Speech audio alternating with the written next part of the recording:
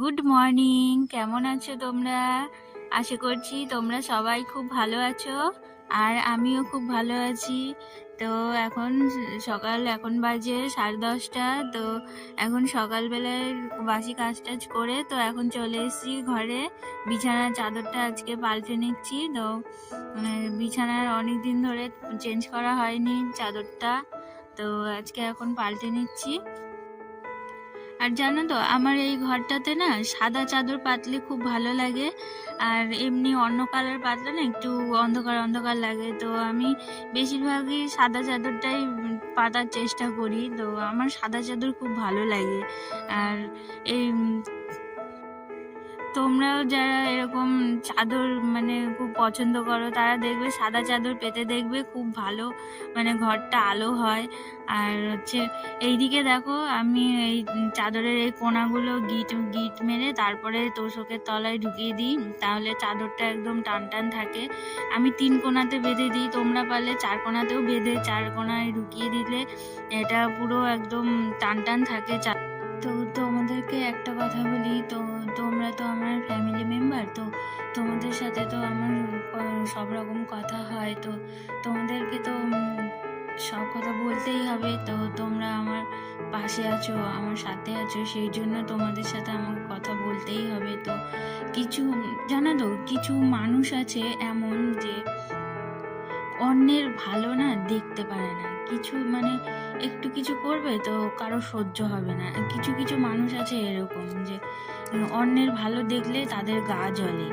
তো এরকম এই ধরো আমাদের মতো এই হাউস ওয়াইফ যারা আমরা আছি, আমরা তো গৃহবধূ, আমরা তো ঘরে বসেই কিছু একটা করার চেষ্টা করি, তাই না?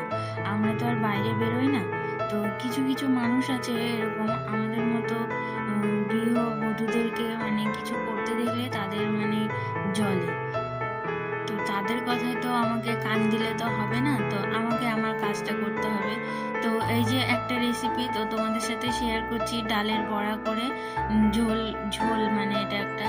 তো তুমি বুঝতে পারছো যে এটা কিসের ডাল, দেখলে তো আমি পেস্ট করলাম। তো এটা মটরের ডাল পেস্ট করে, এটা নিরামিষ একটা রেসিপি। তো এটা খুব নিরামিষের দিন এটা খুব ভালো রান্না করা যায়। তো এটা দিয়ে অনেকটা ভাত খাওয়া যায়।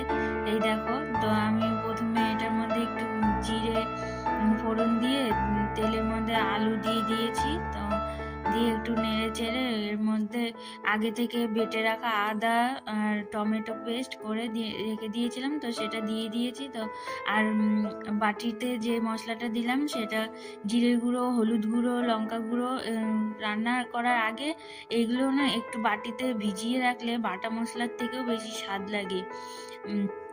কিছুক্ষণ আগে রান্নাটা করার 5 মিনিট আগে ওগুলো জলের মধ্যে একটু জলে গুলিয়ে রেখে দিলে খুব ভালো একটা দেখো মশলাটা দিয়ে দিয়েছি, দিয়ে এখন একটু নেড়ে চেড়ে একটু চিনি দিয়ে নেড়ে চেড়ে নিচ্ছি।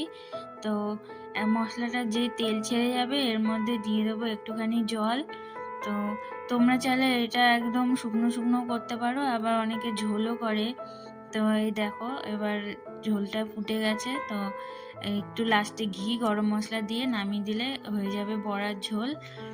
তো এই যে দুপুরের রান্না টান্না করে স্নান টান সেরে এখন ছাদে চলে এসেছি। তো ছাদে অনেক জামা কাপড় আছে, সেগুলো তুলবো, তুলে বালিশের কভার টভার, তারপরে